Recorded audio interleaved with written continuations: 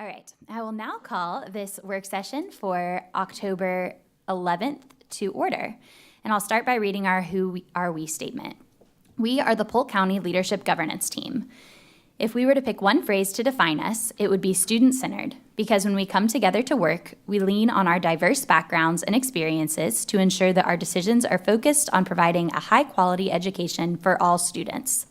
The four most important things to our governance team are operating with integrity, respecting our students, staff, families, and each other, establishing a culture where our stakeholders feel valued, supported, and have opportunities for personal and professional growth, and supporting an approach of continuous improvement to ensure student outcomes. Collectively, we need to work on behalf of the children we serve and find avenues of agreement so that we can govern the district in an effective manner. There is no acceptable alternative. We will always collaborate in a respectful manner in order to enhance opportunities for each student and staff member. We will not disparage others. Our students will thrive because we will remain committed to supporting the whole child. We hope to engage and empower our students and stakeholders to create a community of lifelong learners. And with that, I will turn it over to Superintendent Hyde. Good morning, Madam Chair, members of the board, members of the community and staff. Welcome back to our original boardroom. Hopefully you are pleased with the changes. As you recall, one of the primary concerns was the ramp's pitch and angle, especially the landing areas, and so now we are more than compatible with ADA requirements. So we're very pleased to have that option for our community stakeholders. This morning we start, as we have, with two of our community-based organizations. The first one this morning will be the Learning Resource Center we partner with. So I'll bring them up to the front and they will begin their presentation and talk about how they partner with Polk County Public Schools to benefit our students and staff.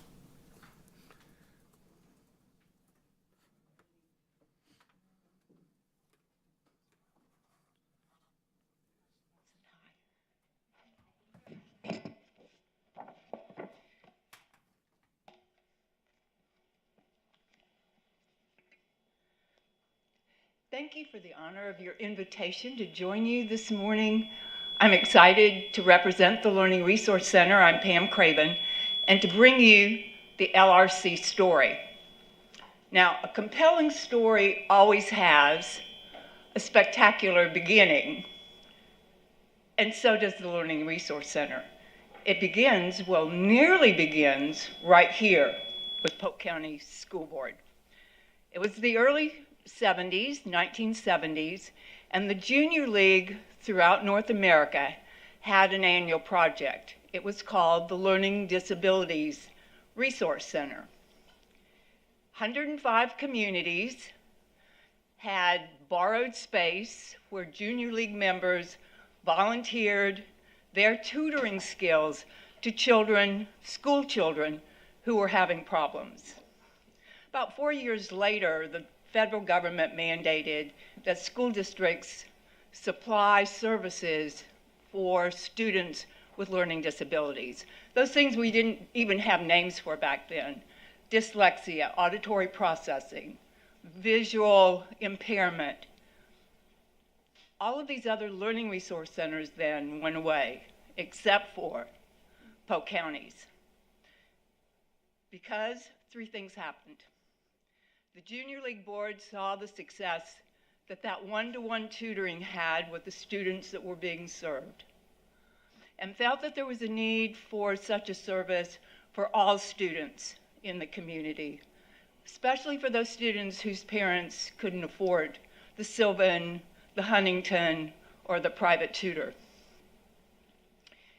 Secondly, Polk County Schools ESE department approached the Junior League and said, if you will keep this organization, we'll partner with you and with the work agreement, and you can do extended learning services with our students who need them and need specified in their IEPs.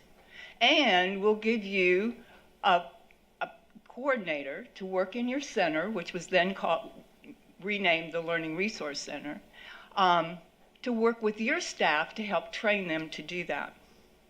And thirdly, the a volunteer board for the Learning Resource Center was formed, 501c3 was applied for and awarded, and qualified tutors were recruited, hired, trained, and finally paid.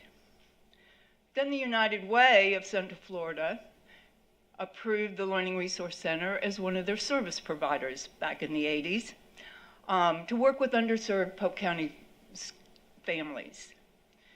Both LRC's Academic Assistance Program and the Camp Ready program are underwritten by allocations from your United Way contributions and with mine. And then in the 1990s, the Southern Association of Colleges and Schools awarded the Learning Resource Center accreditation. And we continue that accreditation today through SACS, Advanced Ed, and Cognia. Please come with me as we have this foundation now to 2021, 2022, 2023, and work with me through the chapters of what Learning Resource Center is today. Almost forgot. So we're still working with ESE very proudly and very vigorously.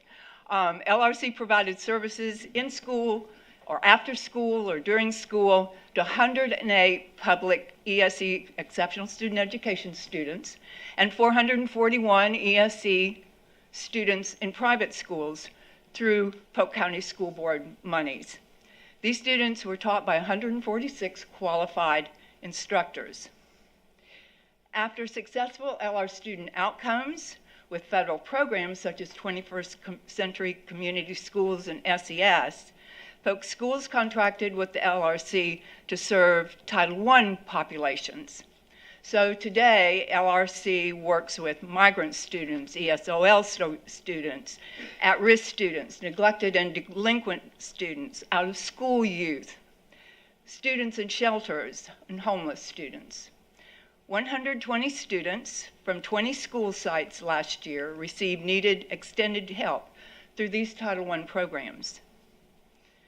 Last year, federal funding through UNICEF and TSA funding, LRC was able to serve 130 struggling students in 6 Polk County schools through push-in or after-school or summer programs.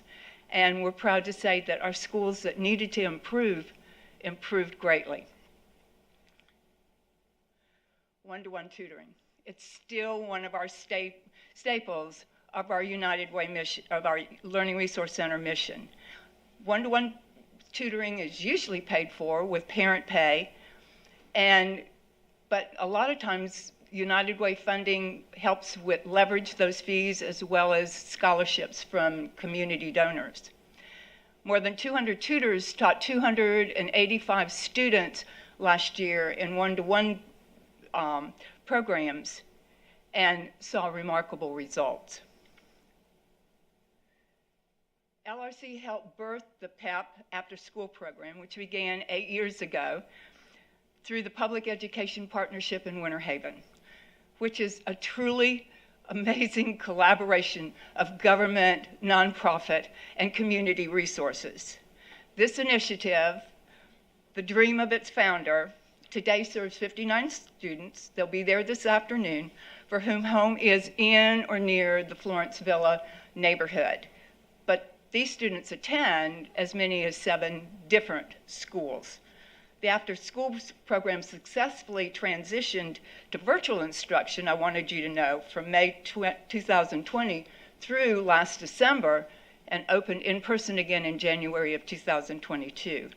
PEP's summer science program served over 60 students through June and July of this past summer.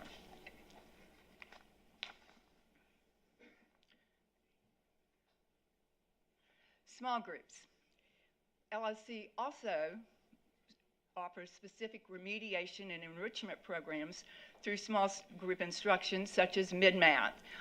Mid-Math was designed for students who were struggling in middle school and works in very small group with very highly qualified math teachers that work within the school district. Coding and game design was a brand new summer offering, and it was initially created by a Florida Poly student and was very highly accepted. We do every kind of test prep. The common ones are GRE, GED, ACT, PERT, but there are so many others. LRC's Signature Study Skills for Successful Students is in its 30th year. It's a portable course. We can take it to churches, civic organizations, other nonprofits, and is offered at 4 different levels: elementary, middle school, high school, and college. Camp Ready, one of our signature programs in its 13th year. It's award-winning, and it began as an activity-based kindergarten readiness summer experience program for incoming kindergartners. It's expanded to 9 camps this past summer throughout the county. Regular Camp Ready Plus, which is for struggling first graders, and Camp Ready Special Friends, so very proud of, for students with special needs, especially those with autism and Asperger's. Camp Ready is funded through United Way, the Jenkins family, and private donations. 265 5-year-old, 6-year-old, and 7-year-old students enjoyed the 4-week camp in which they explored language, improved their pre-reading, and reading skills, but most of all, social integration and working with others. They learned to work on projects together, they learned to share, they learned to play with other children, to listen and follow directions, to pay attention, to use and grow their vocabulary skills, both expressive and receptive, and to enjoy learning. And we tell them from the first, our first priority is to keep you safe. The second is we want you to enjoy learning. Wanted to share with you average language development for those 4 weeks, that's 60 hours with those students, was an average of 7 months for the camp this past summer. We also have other summer camps. One is Super Summer Success Camp. It's been going on for 20 years. It gives elementary students a chance to catch up, review, and get ahead. Could not leave without telling you about our work with the Crystal Lake Community Partnership School from its very inception. Last year, LRC funded, funded the staff for the after-school program called Club Eagle at Crystal Lake. And we use our United Way funding to help with that. We're very proud of being a community partner. We work with Polk State College's CROP program, the College Reach Out program, and their collegiate high schools. Florida Southern College assigns LRC assistants to MBA students who may have trouble with speaking or writing skills. And through the years, LRC has collaborated with Heartland for Children, Boys and Girls Clubs, Pace Center for Girls, Sheriff's Youth Villa, Anchor House, Interact Alliance, and many others. The Learning Resource Center has been a staunch advocate through the years and provider of professional development for teachers, those who work for LRC and those who may not. LRC has offered programs in teaching and instructional delivery of reading and math, of strategies to increase success with students with special needs, managerial and organizational skills for busy teachers. I've spoken with Superintendent Hyde about bringing a series of early childhood education specialists to Polk County for teacher workshops in the upcoming future, and we're working on that now. Parent involvement remains a critical piece of LRC's mission and vision. At one time, trained LRC volunteers toured district schools with a delightful puppet program called Kids on the Block, which presented small little playlets about community, health, and positive attitudes. In the pre-COVID years, LRC provided schools with parent engagement programs. Today, we take that information and use social media, our website, Facebook, printed resources to get that information out to our parents. LRC is excited to be a part of Polk Vision's Know and Grow. That's that program that's bringing technology to parents through schools. More than 400 skilled educators work with us as independent contractors. They are currently employed with Polk County schools or other schools. They're professors, they're retired teachers, or educators from other positions than the classroom. LRC has a strong relationship with the education departments of Florida Southern College, Southeastern University, Florida Polytechnic University, and we use and Polk State College. And we use their students as counselors, as program assistants, and as program interns. Wanted to bring to you what might come in the future, what is coming in the future, for we hope the story never ends. LRC will host programs at Bonnet Springs Park. The first one is a collaboration between LRC and Family Fundamentals. It'll open January 2023, and we'll start with students from Jesse Keene Elementary. To come are homework support sessions and summer camps for other populations and other age groups. And so whether for preschool students, school-age students, out-of-school students, college students, adult students, teachers, or parents, LRC is super proud to serve the Polk County community as a partner with you, the Polk County School Board. And for 47 years, LRC has been a resource for Polk County schools, a friend, and an advocate. We are there to help, we can help, we do help, we will help. Thank you very much. Any questions from the board? Ms. Fields?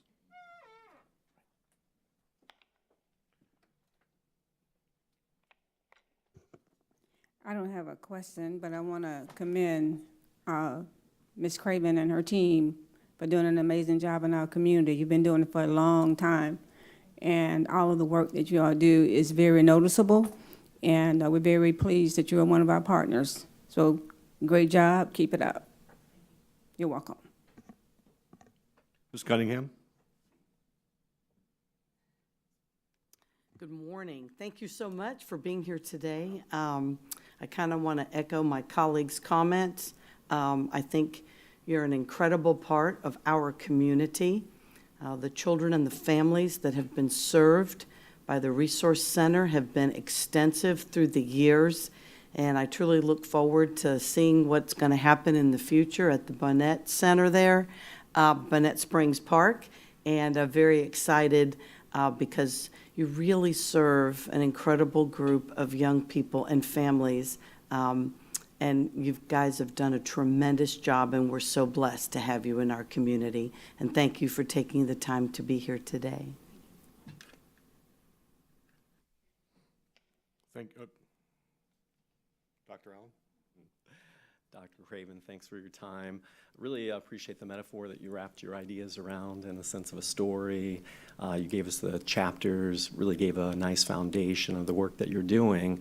Wow, Jesse Keene, really excited about that as well. Dr. Dentley and Lisa Gill, those trendsetters in a sense within District 1, perfect fit. I mean, Dr. Dentley is such an innovator. I would love just a lasting impression from you, maybe a story of a student, within the last couple of years that you can think of. I know there's so many, so many decades of work within Polk County. Never asked, Doctor. Just happened to bring one or two with me, but I'll share one of our favorites because it incorporates everything that you all stand for with child-centered and that Learning Resource does. And his name was Max, but he would say, "Call me kid."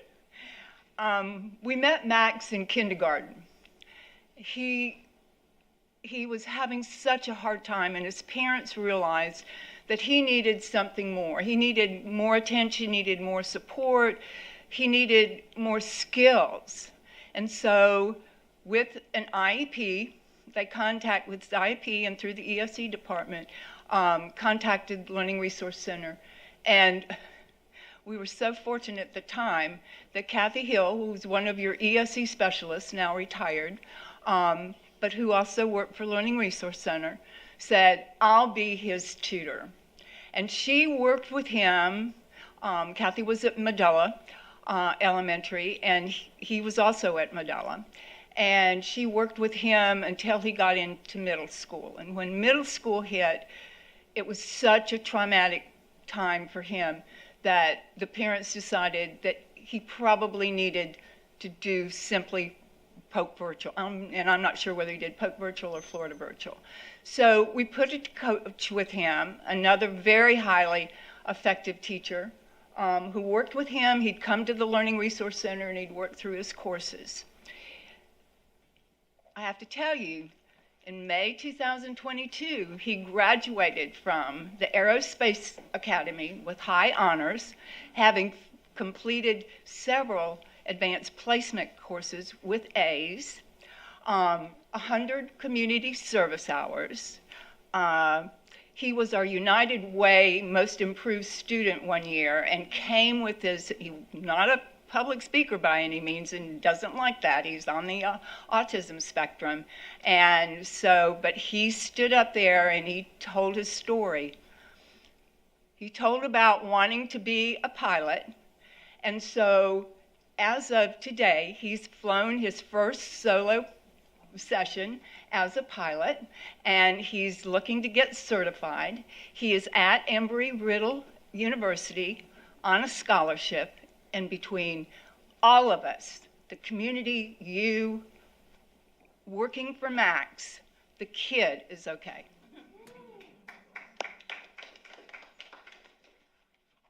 Ms. Miller? Thank you. I've seen your work for decades and appreciate what your organization does.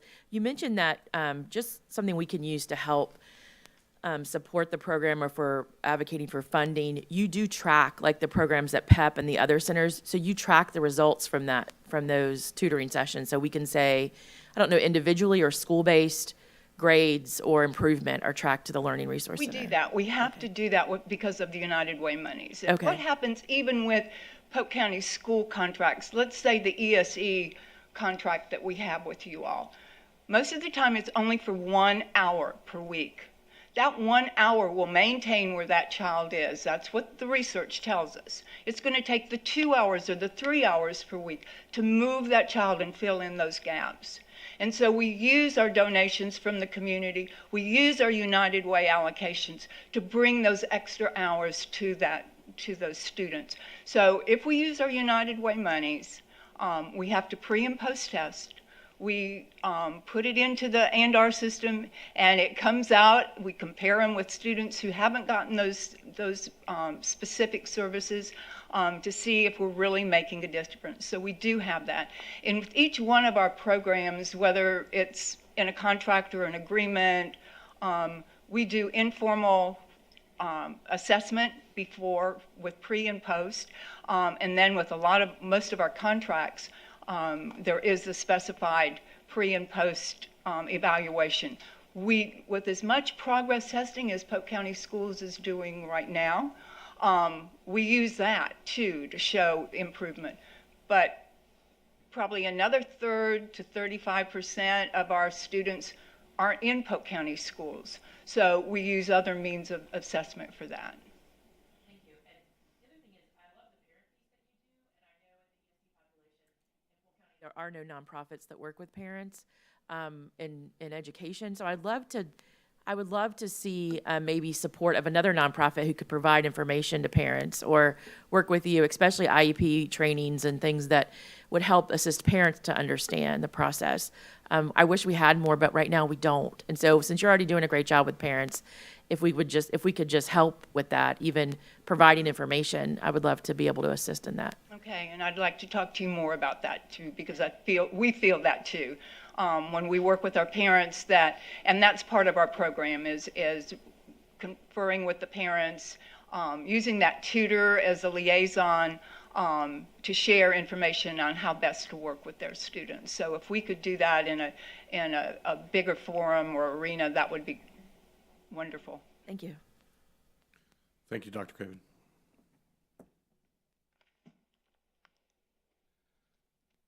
Next, I'd like to bring Angie Ellison, their Executive Director for Interact Alliance, to the podium, and they will provide us a summary of their partnership with Polk County Public Schools.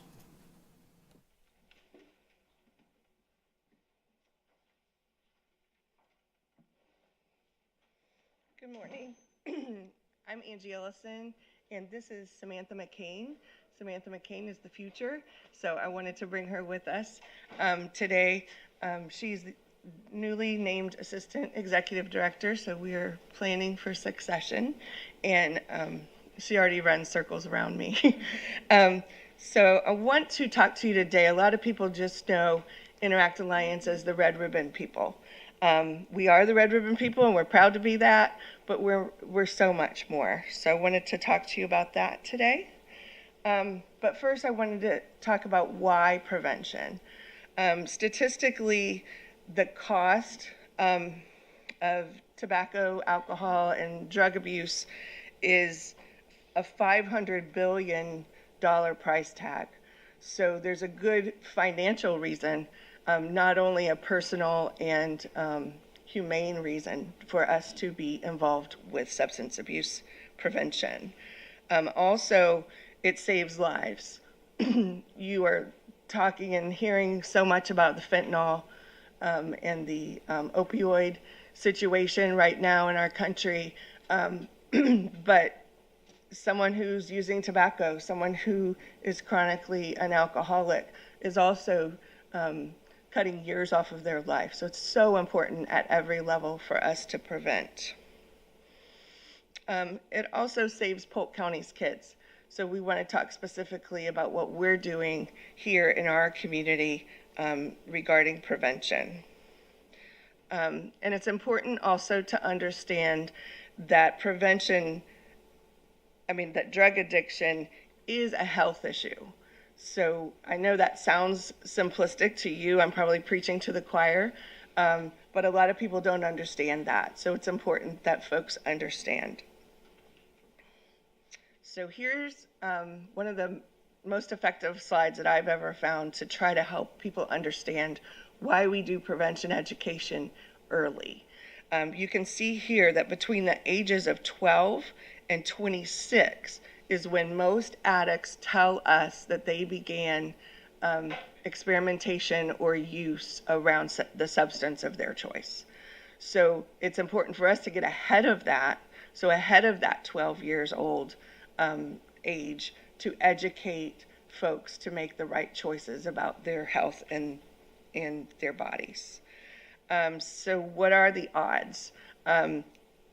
If you begin to drink before the age of 15, you're 40% more likely to become an addict down the road.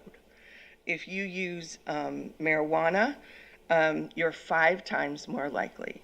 So it's really important that we prevent and delay onset as long as possible with substances.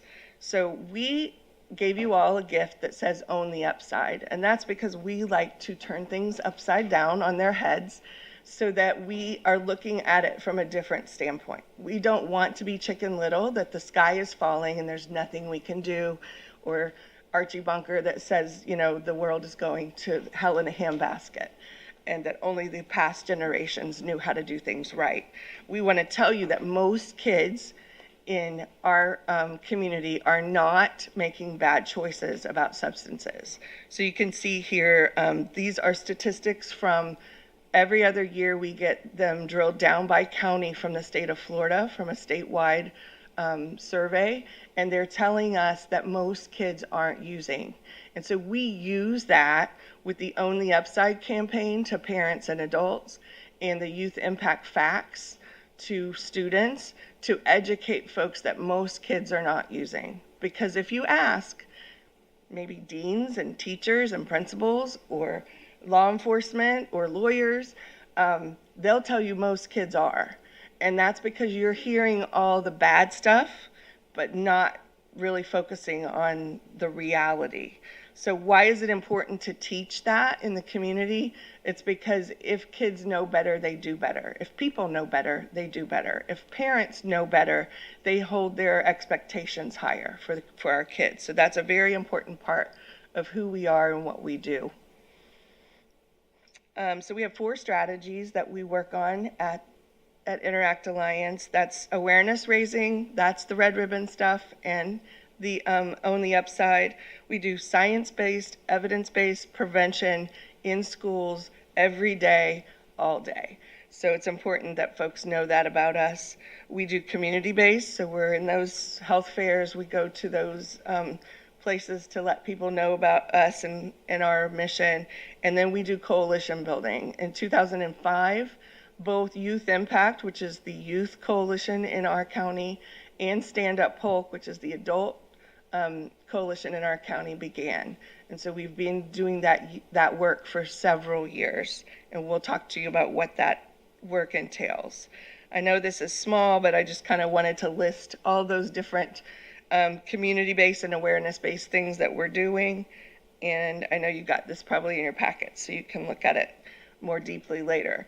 Then our evidence-based or our science-based prevention, in 21-22, we pre and post test all of our students as well.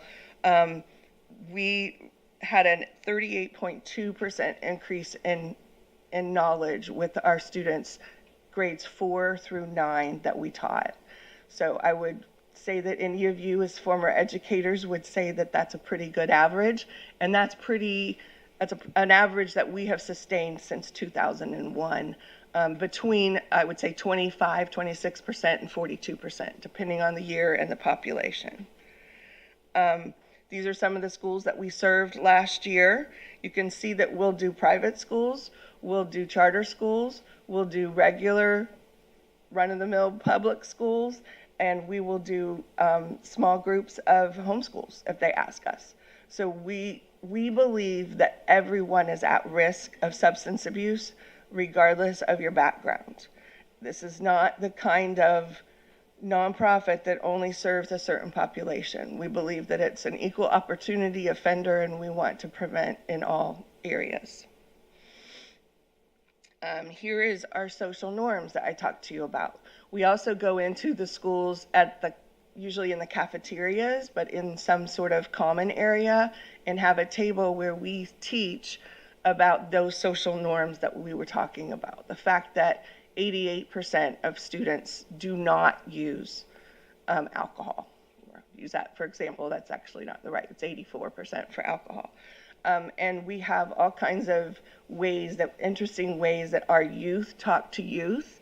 We also pre-test in those high schools. We pre-test the 9th graders because they haven't seen the campaign yet, and then we post-test them at the end. So you can see here that we're getting quite a plethora. Again, they may only get one campaign or they may get multiple, so that affects that pre and post test. But again, anywhere from 17% to 29% to 71% increase in knowledge over that social norm. We have expanded that through a grant into our middle schools. So we're working right now to talk to your principals about getting into the middle schools. And we're even doing some through some additional funding in the elementary, upper 4th and 5th grade level. We also do a program in Lake Wales called PACS. And why am I talking to you about Lake Wales? Because I know that's not your area. I would love to see PACS come to the broader Polk County area. This is a lot of information that I hope you can digest later, but this is a 40-plus-year-old program that falls under your PBIS and can really make a difference in classroom behavior. We are huge partners with LRC and they with us, and that's because we know if you acclimate and learn to love learning early, you're less likely to be substance abusers. And they know that if you're a substance abuser, you're less likely to succeed in school. So it's very important that we work hand in hand in the community. The Humane Educator Program we piloted last year because of COVID, and actually just we've watched the change over the years. Social emotional learning and skills are something that are super important to our students. So we do a lot with 4th and 5th up to 9th, and we wanted something that we could focus more on the pre-primary area. So this is a program called Red Rover out of California that we have worked with an evaluator to make fit our purposes, where we come in and talk about, we read a book, so there's some literacy action going on, and then we talk to the students. They're all focused around pets, the books, and we talk to them about empathy and understanding that, you know, if I hurt Rover, then if I do the same to Jane, would Jane feel the same way? So because kids are automatically empathetic to animals, I think our country is nicer to animals than we are to ourselves. But we kind of equate that to help them learn to be better citizens and therefore get along better in the classroom, therefore learn better.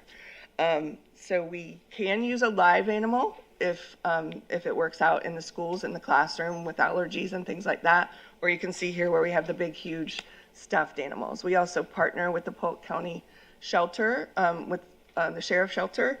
You can see there where we brought in a puppy. And I think we had the puppy in a home pretty quick after that day. I think 14 homes wanted him. So that's another area where we, again, pre and post test those students about things like empathy and kindness and those things that are important. And then we just really want to talk a little bit about the students who are using in our county. We are about prevention, but we obviously want to work and prevent those folks who have begun to experiment from escalating. So here are some statistics. Typically, almost every year, I've been looking at these stats for 20 years, there's about 400 students who have had an incident in school, and there's 3 incidents that are connected to substance abuse. That is using alcohol, using tobacco, or drug sales. Those are the 3 incidents that are involved. And there's usually about 400 kids. And if you look at your middle and high school population, we're talking about 1.5% of your students. So it makes it a little less daunting when you look at it at those numbers.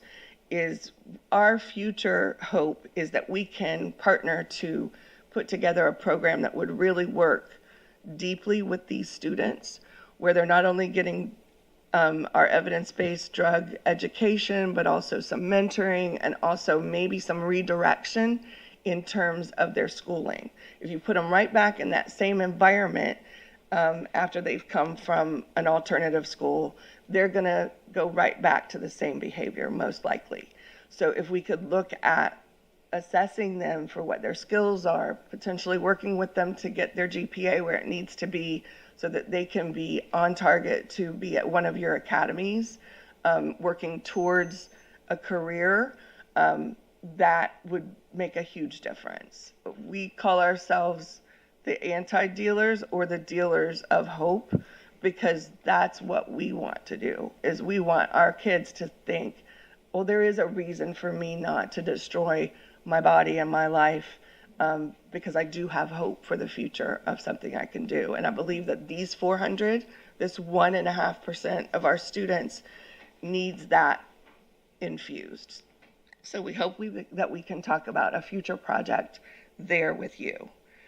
In the meantime, we've started a kind of mini little program with a couple of schools where we do what's called level 2 prevention. So we're going deeper with the information. We're doing a lot more testing with those students of assessing where they are and what their issues are. And then we're trying to connect them with a mentor and encouraging them to look at a different trajectory other than back to their same environment. Another thing that we would like to hopefully partner with in the future in the community is a student leadership center where we can not only expand our youth impact leadership program, but have those students be able to serve other students in the community. Right now, we're kind of held to 40 a year with about 25 of them going on to the executive board. So we serve about 75 a year. But we'd love for that number to expand. We're kept to that number because we're putting them on a school bus or not a school bus, but a bus and doing touring with them. Whereas if we had a center where they could have all kinds of projects going on, we feel like that could make a huge difference in the community.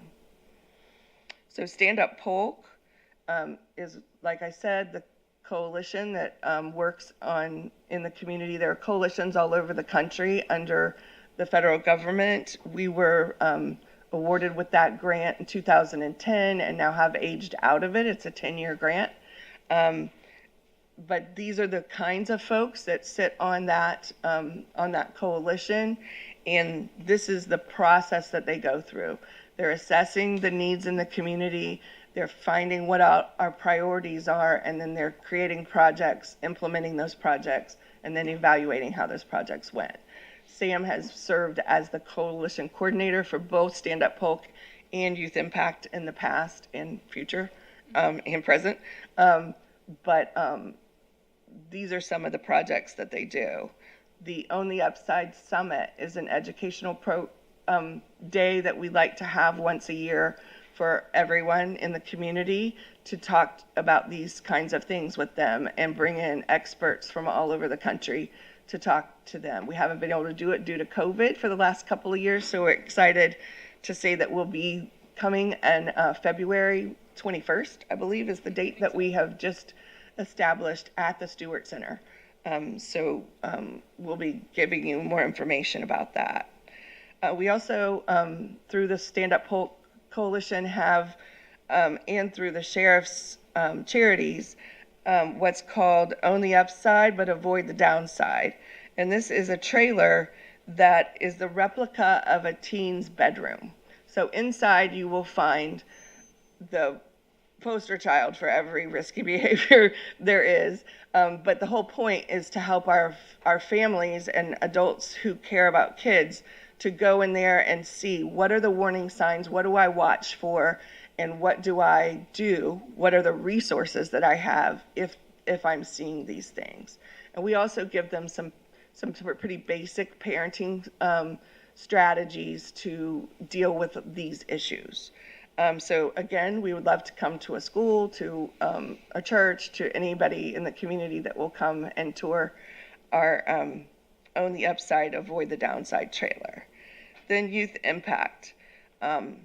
You all have children and know how proud you are of them. This is my child. We have been going since 2005. In 2010, we realized that the community-based approach was struggling because kids tend to matriculate, which of course we want them to.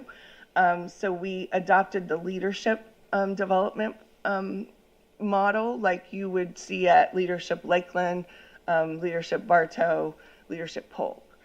So we try to have 2 students from every high school selected every year, and they go through a typical leadership cycle of getting on a bus and touring all about education one day, all about law enforcement one day, etc. Then they have projects that they do in the community, and those include Project Homecoming, where the community donates thousands of dresses and suits, and kids can come and get those things. Now, why do we do that connected to substance abuse? Some of the most dangerous times for kids is around celebratory events. So that's homecoming, that's prom, that's graduation. So our kids talk to those kids who are getting free dresses and suits, and we, by the way, accept donations of jewelry and shoes and the whole 9 yards, about keeping yourself and your friends safe. There's nothing worse than an empty chair at graduation time, right, of one of your friends. So they sign a pledge that says they will do that, and they get those things for free. Our community, by the way, is amazing. When I say thousands of dresses and prom wear, I'm not kidding. It's amazing. They also do Project Homecoming, because for ladies, you know this, men, you might not. You don't wear a short dress to prom, so we got a lot of short dress donations, so we're currently doing Project Homecoming right now, and have given away probably, it's the average of about 50 a day, and we've done 3 days, so probably about 150 outfits already in the last few weeks.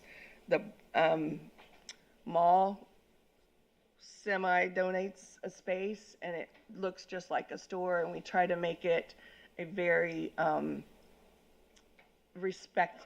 respected process for those kids to come in and get what they need. The social norms I talked to you about, you saw Own the Upside and the trailer. That's the way we talk to parents about social norms. With kids, our students have created these visuals around different substances, and what they're trying to say, and I left the shirt somewhere, is on the front of the shirt has one of these visuals, and then on the back, or this one's the front, is what we call the phrase "the pays," but it's that social norm. So here we're talking about alcohol. We're saying 84% of students in Polk County, grades 6 through 12, do not use alcohol. And so we have an opportunity to talk to kids about that. We say, are you one of them? If they say yes, then they can win a shirt. They can also win some other tchotchkes that are there. If they don't know the phrase that pays, then we say, well, come back. We'll be back tomorrow. Learn the phrase that pays, and you can win a shirt. And then we watch them go back to that octagonal table at the cafeteria and tell all their friends. And they think they're cheating, but what they're doing is helping us market that information. And then we have a cattle call of folks coming up to get their free shirt. And so these are the visuals that the kids have designed over the years, and these things go like hotcakes. We do not allow adults to have them, because that would kill the marketing right away. Sorry. I do get a lot of requests for those shirts from adults. So here you can see them at different events, giving out that information, and hopefully I got all that information in the allotted time, or Jeanette's gonna hurt me. Thank you so much for having us, and we look forward to the new partnerships and appreciate so much the current partnerships that we have with over 70 of your schools.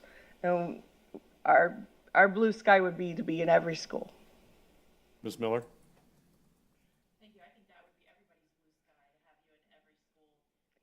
And I've been to some of the events, and I think it's very important that we have this. I love how you do treat that store as a regular store, and the students seem to be very comfortable with their parents going in, which I think is important. I'm really interested in your Center for Leadership. We have a couple of other organizations that want space to do different things. Wouldn't it be great to have that together in one space and share cost and benefit multiple organizations in one area? So I'm interested in learning more about that. I would love to talk to you about that. It's one of the things that we really are excited about for the future. But thanks for all you do. Thank you. Thank you. Ms. Fortney? Well, first off, I've been involved with y'all quite a bit, and I appreciate it. But this is more on a personal level. Are you from Melbourne? I am. Is your last name Paget? It is. I have been around you this long. Did we not go to elementary school together? At least middle school. At least, Lord God, help me. right. Junior high, I think they called it. And you have a sister. June, yep, that's her. Let's reel it in. Yeah, I think we played sports together too. That's it, softball. Y'all were better than I was. Yeah, we're the 14 girls. Once again, Miss Fortney knows everyone. Not enough. Miss Fields. Okay, so I didn't go to school with you, but I've known you for a long window of time. And I would say the same thing that I said to Dr. Craven. You all are amazing, and thanks for coming and sharing what you do each and every day. The level of service that you all provide is phenomenal, and I'm very excited about, I'm sure you are too, in a way, of your upcoming retirement, and I sadden as well, but I'm sure that the work will continue. But congratulations, and thank you and your team for all that you do for our community. Thank you. I didn't go to school with you, but I went to school under you, I feel. As a very young lady, I was involved on your board, and I feel like I learned with the master. So thank you so much for all you've taught me. Oh, thank you. And it's really important to us to build leadership from within. I don't want to embarrass her, but Sam started as an intern in high school at 17, and she's going to be phenomenal taking over the organization. So you're in good hands. Thank you. And it's still a few more years away. All right. Thank you very much. Mr. Wyndham?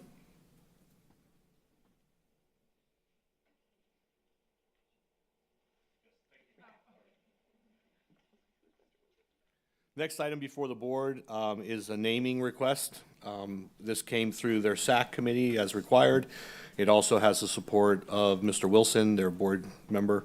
And this is in regards to Dr. David Lewis, who began his career here as a music teacher and is currently one of my colleagues out of state as a superintendent. So, Mr. Wyndham. Good morning. The renovations, whoever's in charge of that, great job, just so you know. And thanks for the seat, because usually we had a podium we had to stand at. So thank you for that. Have the opportunity this morning and the privilege to come before you to present renaming of our auditorium at Frostproof Middle Senior High School to honor Dr. David F. Lewis, and started his education career at Fort Meade in 1979 as the director of bands, and then moved to their APC position at Fort Meade. He was there for 13 years. From there, he moved to Frostproof Middle Senior High School as the APC, and then 3 years later became principal, and had the opportunity to work under him for 7 years at Frostproof as a teacher and a coach. And then he moved from there to the senior director of high schools for Polk County Schools, and then the associate superintendent for teaching and learning. And as Mr. Hyde said, he is now the superintendent of Muskogee County Schools in Columbus, Georgia. And so have this opportunity to honor him. We've done this a couple of times in the last year. I want to thank Mr. Wilson for his help through this process and his support as we've named several different things. But naming our auditorium for this legend, especially in Frostproof community, he was there, like I said, for 13 years. And a great man. And so I learned a lot from him. So it's a mentor of mine.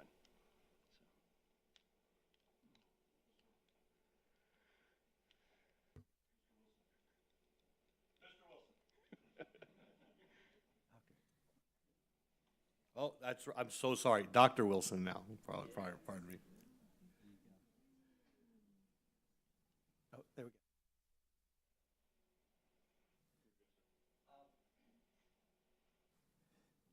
So Dr. Lewis truly is a legend in this county and in our school district, and it's my privilege and honor to make this recommendation, so I fully support this. Thank you.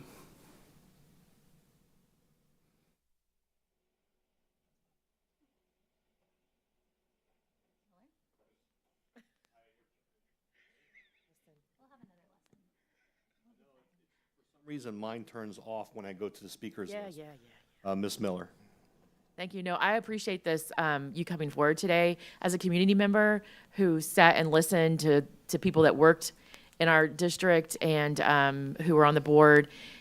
Very much so changed changed who we are and for the positive. So I think this will be great. I hope he can come for this because I think there's so many people, even on social media. I think his wife finally got a hold of me one time because I was like, listen, did they know how much he's revered here? I hope he knows how much people really still talk about the work he's done. So I'm hoping they can make it for that. But thank you for bringing this to our attention. I'm hoping he can as well. He knew that he could not be here this morning. Right. Hopefully he is watching on YouTube because I did send him that link yesterday. Okay, great. Thank you.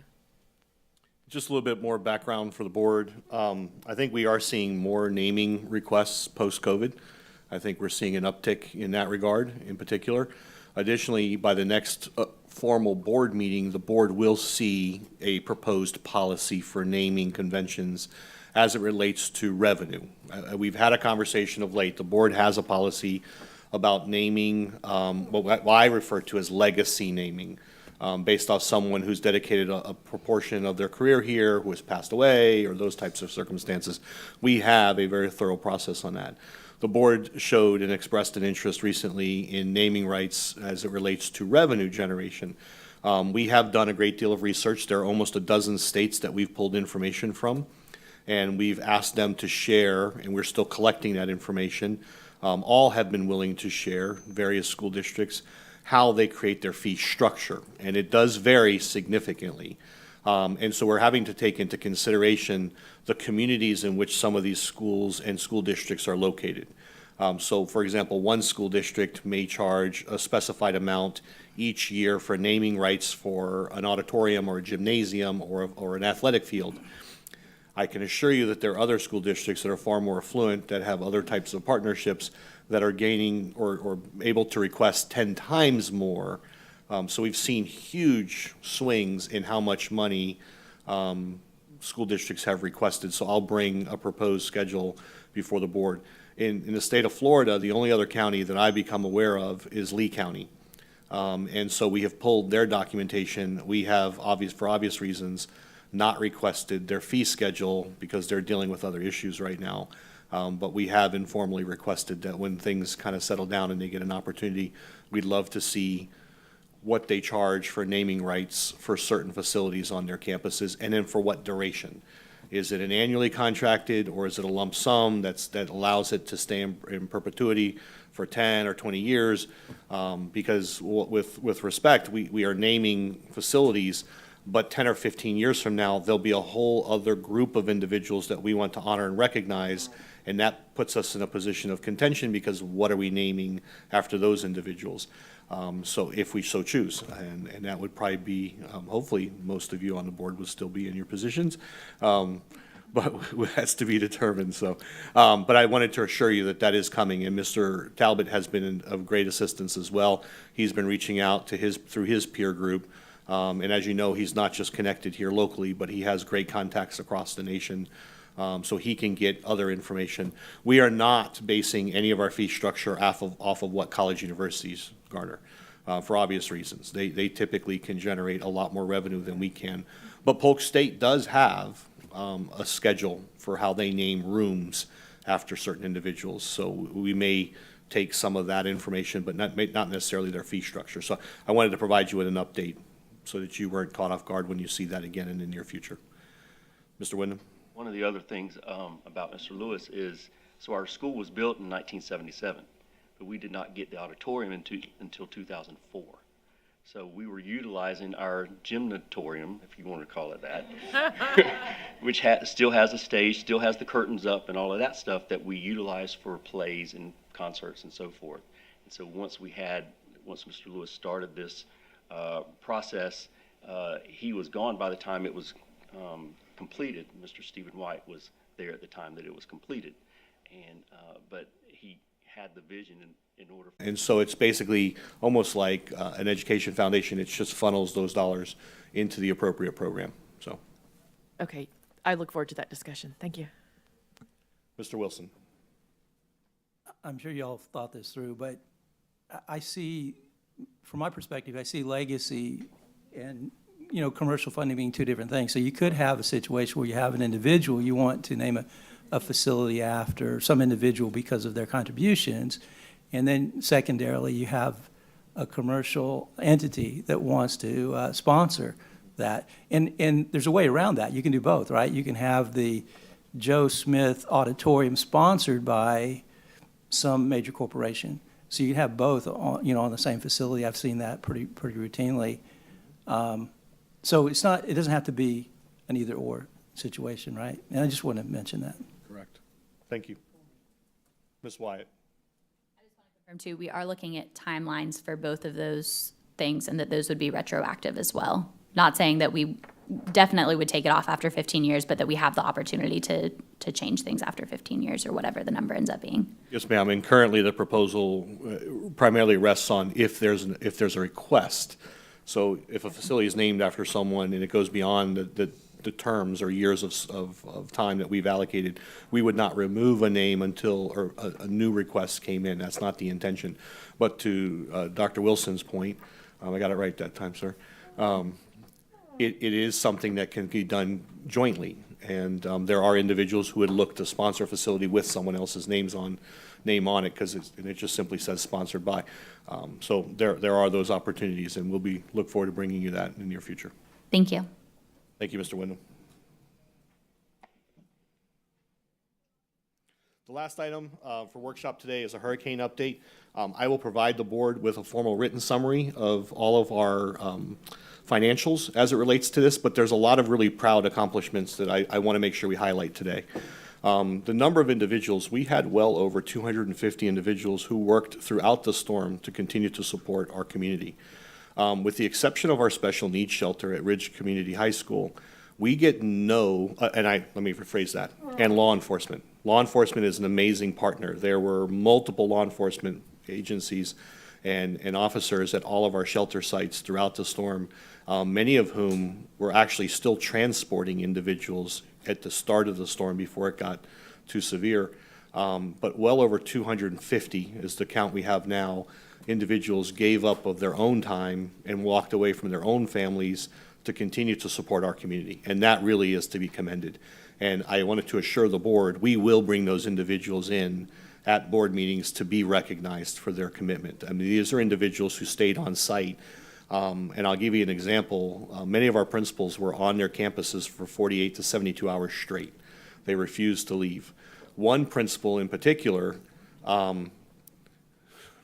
made her campus so enjoyable that no one wanted to leave.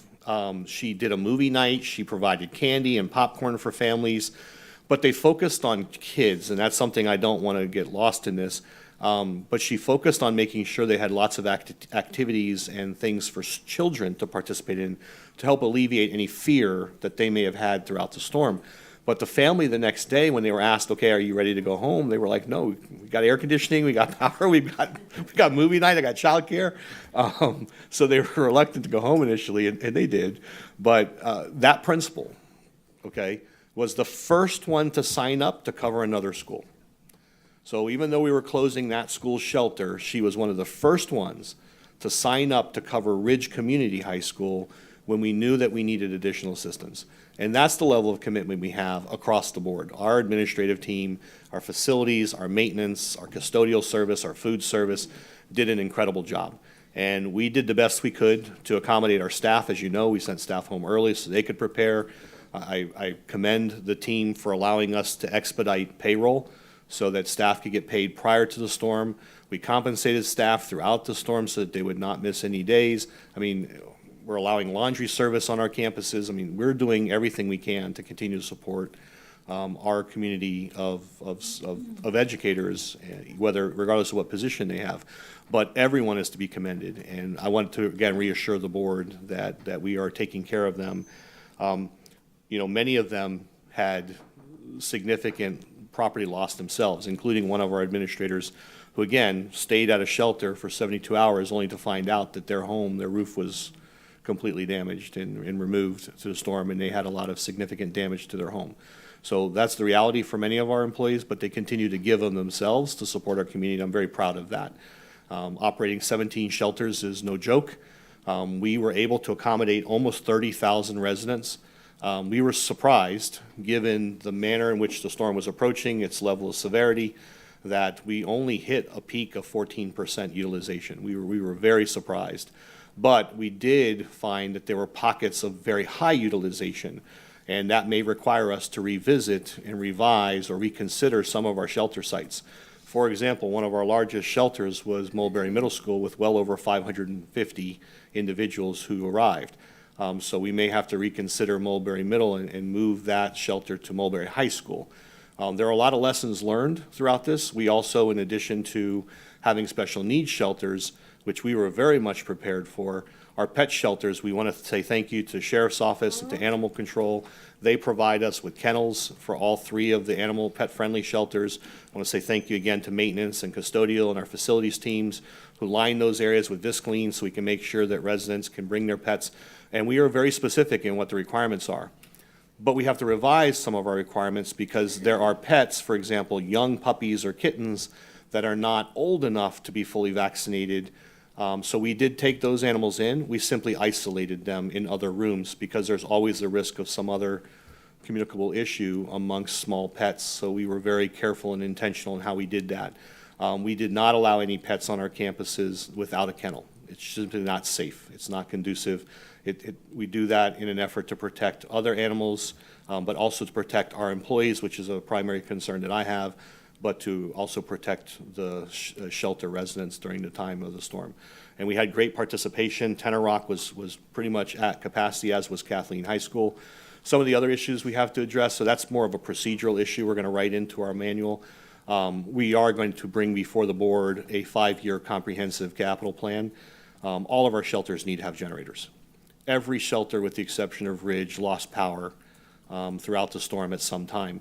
That creates issues for us. It creates communication issues for us because in the absence of power, there's no way for our administrators to keep their walkie-talkies charged. So we expect phone lines to go down. We expect to lose internet connectivity, but the ability to communicate in a case of an emergency is essential and crucial to us. So we are revisiting several of those things as well. So it would probably be a 3 to 5 year capital investment plan. We're going to have conversations with the city and with other agencies to see what contributions they can make. But it is essential that we have generators at all of our locations in order for us to sustain the shelters appropriately. We've been great partners post-storm, even though we were very quick. So as soon as a campus, and I think I communicated this really well with the board, as soon as a shelter hit 0 occupancy, we closed it and we identified other locations. If it weren't for Polk County Public Schools, the Red Cross would not have a shelter here in Polk County. We offered Kingsford Elementary School. We told them that we had that spot. Not only did we offer the space, we sent our team out to connect a generator to ensure that they had power. And so the Red Cross was able to sustain a shelter there.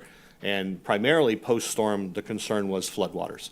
We were concerned that many of our areas, surrounding areas, would continue to flood, and it did.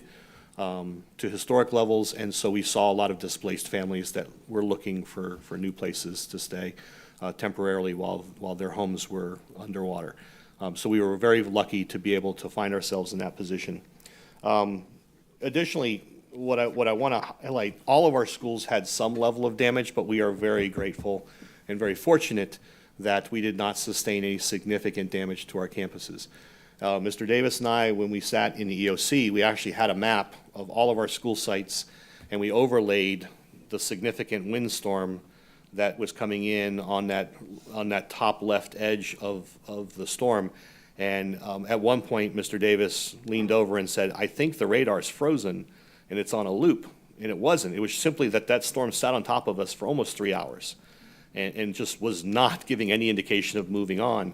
And we saw those 80-mile to 100-mile-an-hour bands, gusts coming through South County, and there were 12 schools that we highlighted that I thought for sure we were going to have significant roof damage and that we were going to have to come up with some alternative plans for how to host school, split shifts and all those things. We were already starting planning for that, but very pleased, and I think that's a testament to Ms. Usher and to Dwight and his team and our facilities and maintenance teams for the upkeep that we have on some older buildings, that we were very fortunate we did not have any significant roof damage to any of our facilities.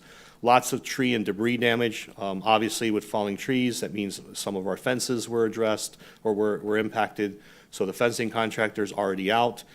Any school that had a breach in their fence was notified of such, and we did that through law enforcement to ensure that Captain Seymour and the sheriff's office would be able to ensure that any SRO or our guardian would primarily ensure that they're monitoring that area of the campus for the duration of a school day.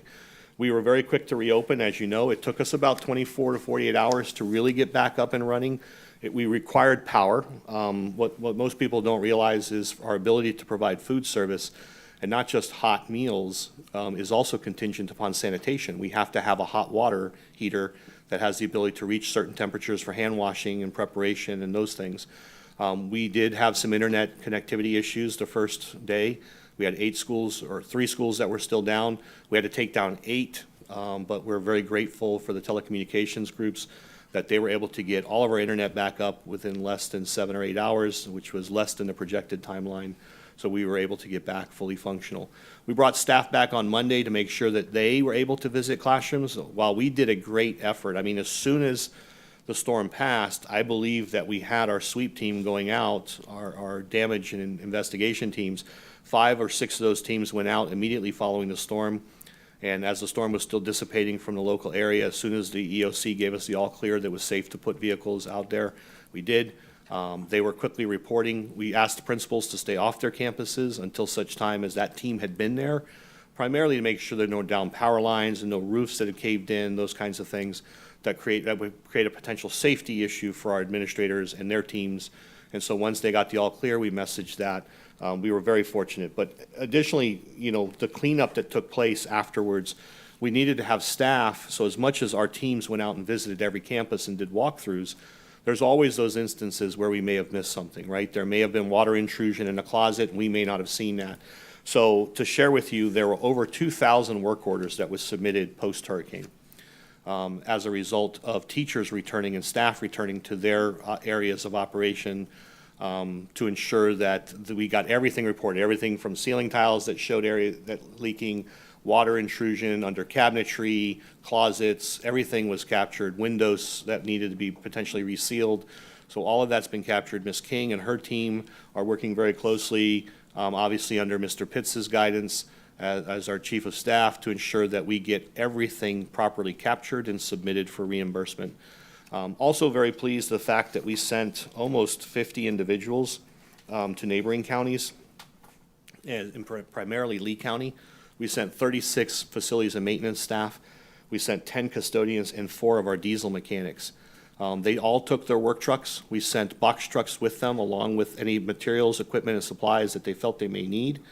We inventoried all of those things to make sure not only that we could request reimbursement for those, but also make sure we got everything back before they returned. They did go to Lee County. They were there for 4 days. So we're very pleased. Lee County was able to convert their school board offices into a shelter, so all of our employees had a place to stay. They did have showers. They did feed them each day, but we're very grateful for our staff to have volunteered their time to go down there and to help others to get them back online and help our students. So next steps for us, we're going to meet with all of our school district shelter staff. That meeting will probably take place no later than next week, so that we can get additional feedback from them. There were some concerns about sheltering. Primarily, there are certain individuals who may need a specialized shelter, not necessarily just based off medical, but there are some mental health issues that arose that we want to make sure we're better prepared for next time. Obviously, we need to meet with the county to discuss sheltering next time, walk through this EOC experience and what changes or tweaks are they recommending, what are we seeing. So having those conversations, and again, having conversation about if we're going to continue to operate shelters, is there an opportunity for us to partner to make sure that we have proper equipment and supplies at all of those shelters well ahead of a storm. Additionally, we're having to modify the handbook to address shelter staffing and equipment needs. Shelter staffing, we need to make sure that pre-storm, that we've identified 3 teams of staff for each shelter, an A team, a B team, and a C team. They must include a school administrator. They must include a custodian. For some, obvious reasons, they have to include somebody from facilities and operations. But additionally, what we have to do is make sure we have those teams in place because once the storms hit 35 miles an hour sustained or greater, the shelter essentially becomes fixed, and there is not an opportunity, if those staff are not there, to give the current team a break. So imagine, if you would, a storm that takes 24 to 36 hours to pass. If we don't have two separate teams who can alternate shifts, that entire burden is placed on one smaller team of individuals. So we want to make sure that we have those things properly addressed. We will be addressing some sheltering needs discussions, for example, pet-friendly shelters. It's interesting that we have schools that have veterinary science as one of their programs, and yet none of them are pet-friendly shelters. So there are actual kennels that are built into that program that could be utilized. Would it make more sense for us to relocate those shelters so there can be a longer conversation? I know Ms. Cunningham has expressed concerns in the past about the equity of shelter locations, and so that's definitely something we're looking at. Special needs shelters operated very, very well. I give a lot of credit to the Ridge Community High School staff and many of the district staff that went out there to support that, and thank you to the Department of Health and other health agencies. There were more than enough individuals at those locations to support those individuals. And there are a lot of very severely handicapped individuals or medically fragile individuals that we were there to support, and very pleased that we were able to do so. We talked about the mental health issues, and then I've already addressed the facilities issues as far as generators. And we're not talking necessarily about having to build the large standalone generators like what we have at Ridge, but we may look to invest, and maybe the recommendation I bring to you is look to invest in larger trailer-type generators and make sure that we have the proper hookups on our campuses so we can bring those generators on site and hook them up so that they be appropriate to support our shelters. So again, that's our summary at this point. As I mentioned, and I would be remiss, and I'm sure that there's going to be a group of individuals that somehow I miss, so I will start by prefacing what I'm about to say with, we appreciate every single Polk County Public Schools employee who contributed their time and effort to the hurricane and hurricane recovery, and who continue to provide support for our local families and staff. But they do include food service, and it does include custodial service, our operations, maintenance, and facilities staff, our transportation teams, our cabinet members, and our school administrators and other school-level staff. What an amazing job they did. Customer service, just friendly, but I don't think many people realize the level of investment that they put in, and how the success that we had and the feedback we got, the positive feedback we got, is a direct result of their efforts. And so I just want to sincerely say thank you and share that with the board and do so publicly. But we will bring those individuals for formal recognition in the next few weeks and months. Thank you. Ms. Cunningham.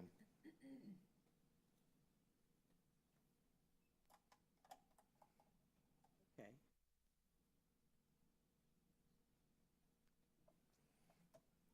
You're good. Thank you, sir. Just wanted to say thank you for an awesome update. And yes, we have tremendous employees throughout our communities that always go above and beyond. Are you going to be giving this update tonight, or portions of it? Not tonight, during the next board meeting? I will at the next board meeting. Next with board more meeting. numbers. Okay, in the meantime, when you started your presentation today, you talked about an incredible administrator at Citrus Ridge, and I would love it if you would give her a shout out by name today, because there's not many people that would go that far above and beyond. So I would just like to respectfully request that now, if you don't mind, and I know we'll be continuing to highlight folks as the weeks ensue. Yes, ma'am. Ms. Miller? Thank you. That was a very good update, a very long update. I wanted to thank also, which I saw, especially moving our constituents who have special needs with Citrus Connection, be able to move in and out and bring them and take them back home. I appreciate they're always there on time, and they did that very efficiently. I got feedback from the public, of the elderly people they were moving that needed assistance in chairs and things. So, and our staff worked well with them at every location. I do want to say that the communication throughout this was probably, that's what the feedback was from staff as well as myself. the superintendent kept us very up to date with what was going on, whether it was by text or email, great detail of what was happening. And it helped us, who may not be on all sides of the county, to understand what was happening. I understood that Mulberry had a huge population there, and we kind of we knew why that would be. But to have those numbers and that data accessible to us, I appreciate that very much. With the after meeting or the follow-up meeting, the only feedback I heard was, and it might be procedural, and it might be a Red Cross or another agency that's helping us, but people needing picture IDs to enter shelters. I know that was a problem for some of the families who had to split up because maybe one person didn't have that. So I think in that follow-up meeting, if we can just have the conversation about those citizens who may be affected by not what they would need in a shelter and how we communicate to them those needs before the next event. Yeah, I don't know that that's going to be something that we can waive.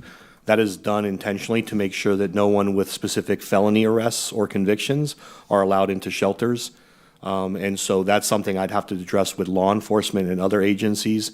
That's not just a local decision. So we do very clearly, as does the county, provide everyone with a list of things they're expected to bring to a shelter. And so we did discuss that we need to over-communicate that again in the future, but that is very clearly stipulated. And with respect to the safety of my staff and the safety of children and other individuals who are on shelters, I don't believe that requirement is going to go away.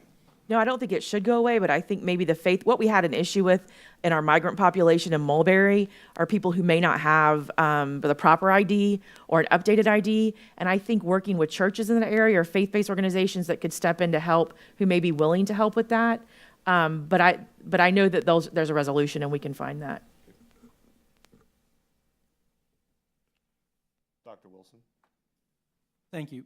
And refresh my memory, please. Do we get assistance from the county? I mean, we're shouldering the responsibility of sheltering citizens of the county, and it feels like, and I don't know, it feels like we're maybe not getting the help that we should or could be getting. And specifically, are we getting some sort of financial assistance or some financial help? It's a no on both, and that's what Mr. Davis and I had a long conversation, because you can't help it when you're sitting there in the EOC, but have long conversations about those two things. That post-storm, we need to sit down and find out how we're going to better coordinate those supports, because we are very much on the hook for the entirety of the shelter. And that's burnout for our staff, for our maintenance crews. But again, the financial implications are pretty significant, because the amount of time it takes to clean and sanitize a school after it's been utilized as a shelter is fairly significant. So it is definitely something that we have scheduled to have a discussion with the county about. It seems like the school district is taken for granted that we will provide that service, and but we're providing a service that if we weren't there, the county would have to provide, right? So it just seems reasonable that they would help, at least financially, with some of that. Yes, sir, we agree. Ms. Fields? Thank you. That was one of my questions. I wanted to know, when we talk about generators, to see if the county would fund the generators. And if not, maybe sales tax as a option. But the county, in my opinion. So I wanted to just throw that at you. Yes, ma'am. That's part of the conversation we're looking forward to have, is how do we partner? Even if it's a split cost, or if there's an application or grant funding that'll become available to us. But that is also something you'll hear from Ms. Dodge here. We've added that to one of our legislative topics as a focus for the state, because this is a reoccurring issue. It's a reality for the state of Florida. So there should be a funding mechanism for shelters in particular to have a certain type or level of generator to ensure they can operate. So we are approaching it from various avenues to see how because again, I don't believe that we alone should be put in a position where we have to foot that bill. They are not cheap, as you know. I know that, and that's why I thought of that immediately. The other question, and it might be too long of an answer, and you can give it to me later if you choose to, but I know that there are still families and staff that's hurting. So what are we doing to continue to support them? So we did put together a list of resources. Ms. Crowley, along with all of our family liaisons, they continue to add to that list of community-based resources. We share those with our staff. We did a survey for staff to ask, and those who were willing to participate and share their needs, we are beginning to align supports for them, again, internally. So not only did we ask individuals if they had a need, we asked other individuals if they were willing to volunteer, and if they were, to help support someone else, what could they do? And so now the alignment's beginning to happen so that we can ensure that they have that. But again, for at least the 2 weeks post-hurricane, we said we'd reevaluate that. We're allowing laundry service for our employees, we're providing supports for them, and again, making sure that they know which community-based and federal and state level resources are available to them for the interim. Long-term, I think a lot of this will rely on some information I will bring before the board and ask your permission to do, and which will involve our maintenance facility staff and others. But I think we have done, as a team, have done a commendable job of supporting our staff, both pre and post-storm. Well, I know that we paid staff, but to me, what they did is not even in the area of being paid. Does that make sense? Yes, ma'am. So I don't know what other incentives we can give to them, but that was a lot of work. And before the storm, at our last work session, we talked about that, thanking them in advance. And I know that this was a very big storm and a lot of expectations that we didn't even expect. So whatever we can do to let our staff know how much we appreciate their hard work, and some that are still working now, I think would be great. Yes, ma'am. Yes, ma'am. Dr. Allen? Thank you, Superintendent Hyde. Yeah, I would just reiterate as well, I really appreciate the communication along the way, and great evaluation and reflecting on how we did through the process and moving forward, what we can do to change. I was, just to verify the numbers, going back to your conversation, I heard you say 30,000, just to make sure that we're on the right page with the numbers. So that was 30,000 would have been our capacity that we could have served, right? And we served up to 3,000 students, or not students, but families, right?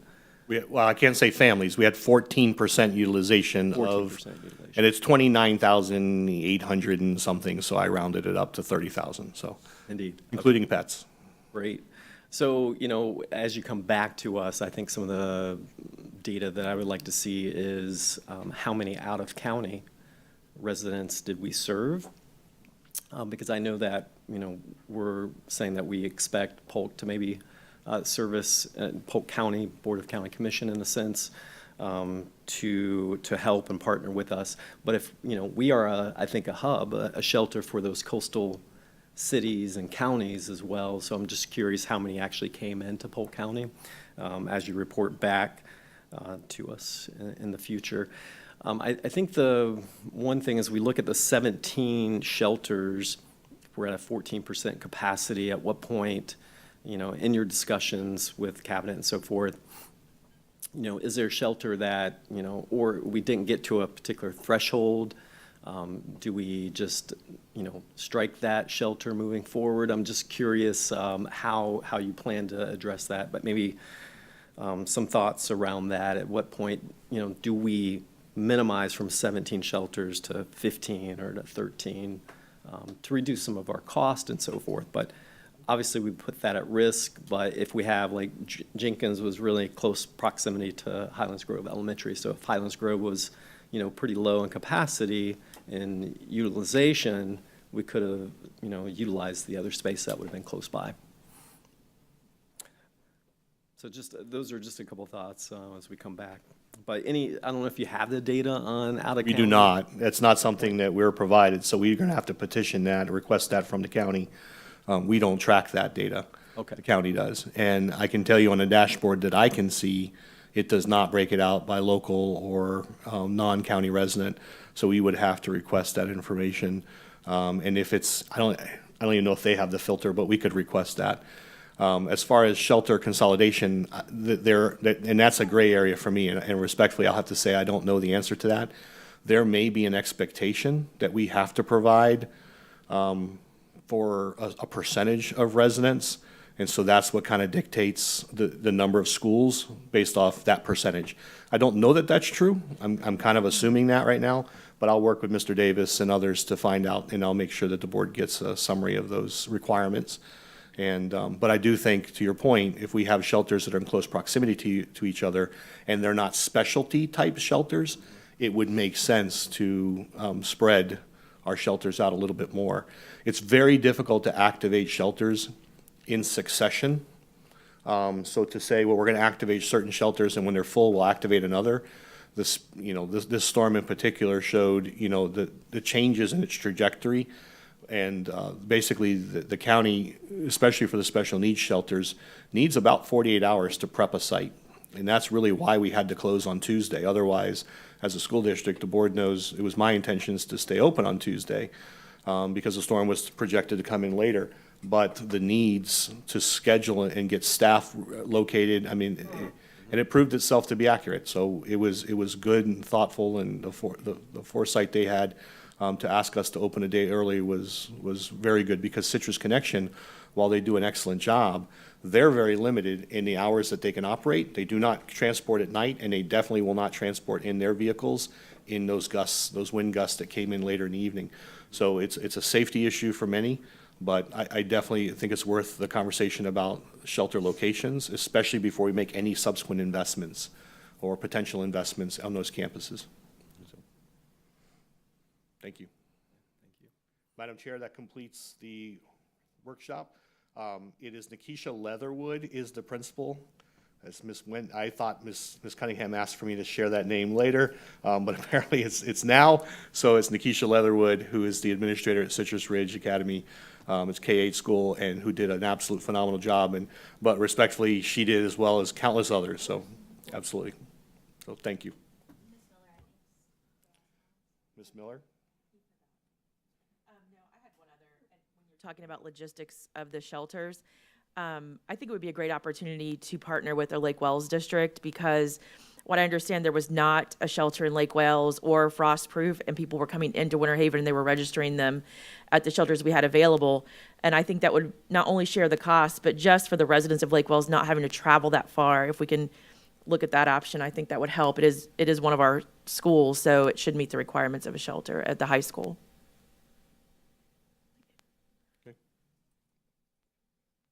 Madam Chair, that completes the workshop. Thank you. All right, real quick, we will do any liaison updates. Ms. Fortney? You have the mic. Yeah, I attended the Board of Directors and Chair and Vice Chair FSBA meeting up in Citrus County. It always falls with the sitting president's home turf. I do want to bring up something, though, as the former chair and now vice chair for a short more amount of time. One thing that we noticed at the location is it was called the Plantation on Crystal River, which a lot of board members across the state found to be inappropriate. And that was addressed the very first day, so if anybody looks up where we stayed, it was, they've had every opportunity to change that name. I did the research myself, and it was not a working plantation, but it really didn't matter at that point in time. I just wanted to clarify that. I have given Chair Wyatt a QR code, and she can share that with the rest of the board about some things for the December conference. What we basically did was did action plans from all the committees, and the State of the Association report will be coming to y'all very soon. And that is it for FSBA and Sarah Fortney. Thank you, Ms. Fortney, and I will send out the link as soon as it will load on my phone so that you guys have the link to the QR code. Any other liaison reports or board comments?